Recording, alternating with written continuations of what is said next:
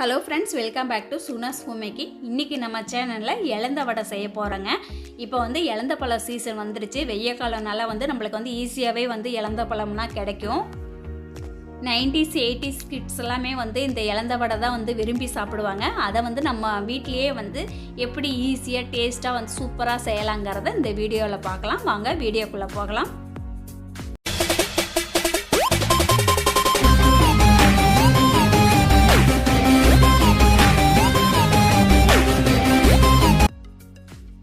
இப்போ இலந்த பழம் வந்து 1 கிலோ அளவுக்கு நம்ம எடுத்து வச்சுருக்குறோங்க. இதை வந்து வெயிலில் வந்து நல்லா காய வச்சுருக்குறோம்.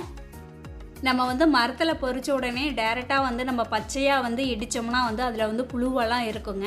அதனால் நம்ம காய வச்சு நம்ம எடுக்கும் போது அந்த புழுவெல்லாமே வந்து நல்லா செத்து போயிடும். நம்மளுக்கு வந்து ஃப்ரெஷ்ஷாக இலந்த பழம் வந்து நம்மளுக்கு கிடைக்குங்க. ஓகே, இப்போ நம்ம இடிக்கிறதுக்கு வந்து ஒரு 20 வரமிளகாய் நம்ம எடுத்து வச்சுருக்குறோம். இதில் வந்து மிக்சியில் போட்டு 1-2 நம்ம பொடி பண்ணிக்கலாங்க. சில பேர் வந்து பச்சை மிளகாய் கூட போடுறாங்கங்க இந்த இலந்த வடைக்கு. ஆனால் வரமிளகாய் போட்டால் தான் டேஸ்ட் சூப்பராக இருக்கும். இப்போ வந்து வரமிளகாய் வந்து நம்ம 1-2 பொடி பண்ணியாச்சு. அடுத்ததாக இலந்த பழத்தை வந்து உரலில் போட்டு நல்லா இடிச்சிக்கலாம். நம்ம 1 கிலோ அளவுக்கு வந்து நம்ம இலந்த பழம் எடுத்து வச்சுருக்குறோம். ஆனால் வந்து அது எல்லாத்தையுமே ஒரே டைமில் போட வேண்டாம். நம்ம கொஞ்சம் கொஞ்சமாக போட்டு நல்லா இடிச்சிக்கலாங்க. ஏன்னா ஒரே டைமில் போட்டோம்னா உரலில் இருந்து நல்லா செதறி போயிடும்.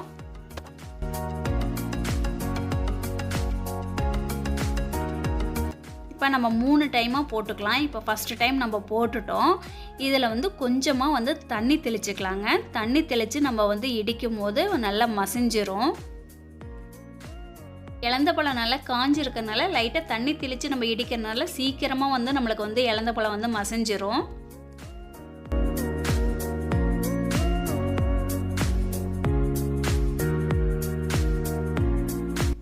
இந்த ஃபஸ்ட்டு டைம் போட்டிருக்கிற இலந்த பழம் எல்லாமே வந்து நல்லா மசிஞ்சிருச்சுங்க. இதை எடுத்து நம்ம வந்து ஒரு பேஷனுக்கு வந்து நான் மாற்றிக்கிறேன். ஏன்னா ஒரு அகலமான பேசன்லையோ இல்லை வந்து நம்ம தாம்பாளத்துலேயோ வந்து அதுவும் போட்டு வைக்கணும். அப்போ தான் வந்து நம்ம பிசைகிறதுக்கு கரெக்டாக இருக்குங்க.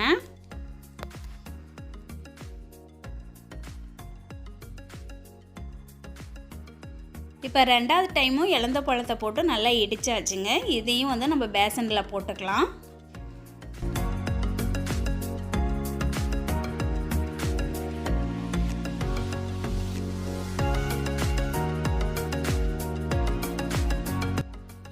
இப்போ மறுபடியும் இலந்த பழத்தை போட்டு நல்லா இடிச்சிக்கலாம். இதில் தான் மற்ற பொருள் எல்லாமே நம்ம சேர்க்க போகிறோம். நம்ம கொஞ்சம் கொஞ்சமாக போட்டு இடிக்கிறதுனால இடிக்கிறதுக்கு ஈஸியாகவும் இருக்குங்க. சீக்கிரம் மெசஞ்சிரும். பாருங்கள், இப்போ வந்து இதுக்கு தகுந்த அளவு வந்து நம்ம தண்ணி தெளிச்சிக்கலாம். தண்ணி வந்து ஊற்றக்கூடாதுங்க. தெளித்து தான் வந்து நம்ம இடிக்கணும். இந்த அளவு வந்து உப்பு சேர்த்து நல்லா வந்து நம்ம இடிச்சிக்கலாம். உப்பு வந்து ரொம்பவும் அதிகமாக சேர்த்துறாதீங்க. ஏன்னா நம்ம வெல்லம் போடுறதுனால உப்போட அளவு வந்து கம்மியாக தான் இருக்கணும். அதனால் இந்த அளவுக்கு மட்டும் உப்பு போட்டுக்குங்க. ஒரு 1.5 ஸ்பூன் அளவு போட்டிங்கன்னா சரியாக இருக்கும். இப்போ வந்து வரமிளகாய் இடித்து வச்சோம் இல்லைங்களா, அதையும் சேர்த்து நல்லா இடிச்சுக்கலாம். கூடவே பெருங்காயத்தூள் சேர்த்துக்கலாங்க.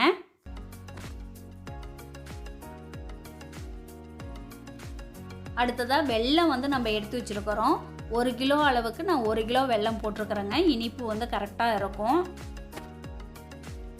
இப்போ இது எல்லாத்தையும் சேர்த்து இடிச்சுக்கலாம்.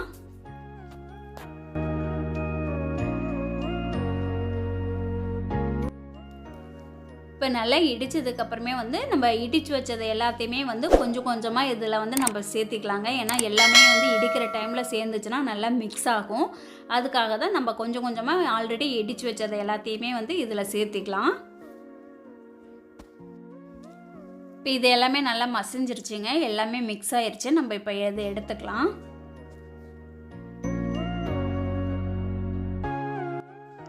நம்ம இடிக்கும் போதே செக்கில் எல்லாத்தையும் சேர்த்து நல்லா மிக்ஸ் பண்ணி நம்ம வந்து இடிச்சிட்டோங்க. இப்போ மறுபடியும் பேசனில் வந்து நல்லா பிசைஞ்சிக்கலாம். ஏன்னா 1-2 வெல்லம் கரையாமல் இருந்தால் கூட நம்ம வந்து இப்படி பிசையும் போது எல்லா வெல்லமே கரைஞ்சி போயிடும்.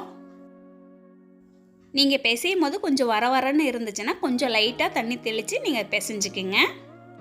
ஏன்னா தண்ணி வந்து ரொம்ப அதிகமாக போயிடுச்சுன்னா வந்து நம்மளுக்கு வந்து நல்லா வராது இலந்த வடை.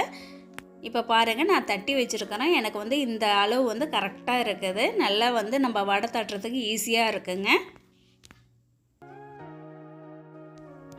நம்ம இடித்து வச்சது எல்லாத்தையுமே வந்து வடை தட்டி ஒரு பிளேட்டில் வச்சிடலாங்க. இங்கே இலந்த வடை தட்டி வைக்கும் போது ஒரு அகலமான பிளேட்டில் வந்து இலந்த வடையை வந்து தட்டி வைங்க. ஏன்னா 2 to 3 நாள் வந்து நம்ம வெயிலில் காய வைக்கணும். நம்ம பிளேட்டில் காய வைக்கும் போது எல்லா பக்கமே வந்து நல்லா ஒரே சமமாக வந்து காஞ்சிருங்க. இலந்த வடை வந்து சூப்பராக ரெடி ஆயிடுச்சிங்க. இதோட டேஸ்ட்டும் செம்மையாக இருந்துச்சு. கண்டிப்பாக வந்து நீங்கள் ட்ரை பண்ணி பாருங்கள். இந்த வீடியோ உங்களுக்கு பிடிச்சிருந்துச்சுன்னா லைக் பண்ணுங்கள், ஷேர் பண்ணுங்கள், கமெண்ட்ஸ் பண்ணுங்கள், சப்ஸ்கிரைப் பண்ணுங்கள் ஃப்ரெண்ட்ஸ். தேங்க்யூ.